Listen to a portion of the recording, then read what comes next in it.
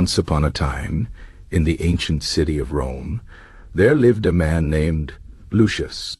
He was not a king or a warrior, nor was he the richest merchant in the land.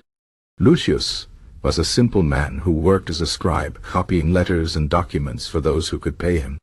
But what set Lucius apart was his deep love for philosophy, especially the teachings of the Stoics. Every evening, after his work was done, he would sit by the fire and read the words of Seneca, Epictetus, and Marcus Aurelius. He often wondered why these great thinkers spoke so much about virtue and so little about success. One day Lucius was called to the house of a wealthy senator named Marcellus. The senator wanted Lucius to copy an important letter to be sent to a governor in a distant province. As Lucius worked, he noticed that Marcellus was surrounded by gold, fine clothes, and slaves attending to his every need.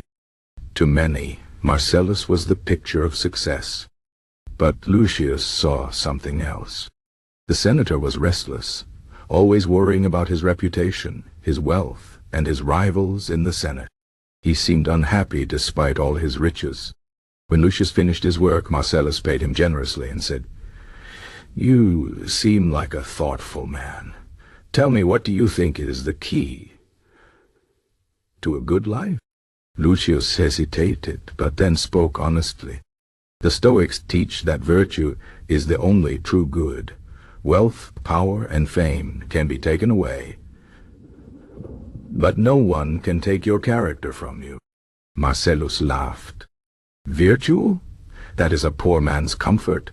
Success is what matters: status, influence, riches."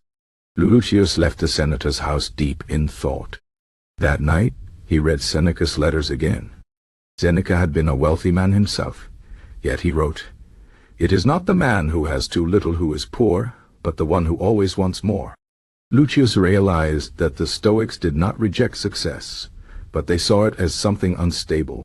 A storm could sink a merchant's ship. A sudden illness could take a man's strength. A tyrant could strip a senator of his rank. But a virtuous person, one who acted with wisdom, courage, justice, and self-control, would always have something of value no matter what happened. Days later, news spread through Rome that Marcellus had fallen out of favor with the emperor. His property was seized, and he was exiled to a barren island. Lucius heard whispers in the streets. Some people pitied Marcellus, others mocked him. But Lucius thought of Seneca's words, "Fate leads the willing and drags the unwilling." Marcellus had placed all his happiness in things he could lose. Now he had nothing. Lucius continued his simple life, working as a scribe and studying philosophy. He was not rich, but he was content. He focused on being a good person, honest in his work, kind to his neighbors, and patient in hardship. One winter, a sickness spread through Rome. Many fell ill, including Lucius. As he lay in bed, weak but calm, he remembered Epictetus saying, "It is not events that disturb us, but our judgments about them." He accepted his fate without fear. When Lucius recovered, he learned that the sickness had taken many lives, including some of the richest men in Rome. Their wealth had not saved them.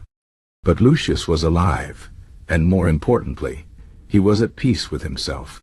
He realized that the Stoics emphasized virtue over success because virtue was the one thing that could never be taken away.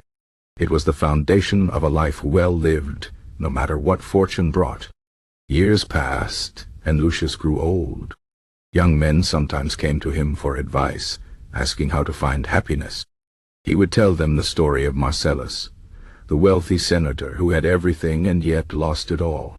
And he would tell them about the Stoics, who taught that true wealth was not in gold, but in a good heart. "Seek virtue first," he would say, "and you will never be poor, no matter what life brings." And so the lesson was passed on. Just as Seneca had written his letters to guide future generations, Lucius shared the wisdom of the Stoics with those who would listen.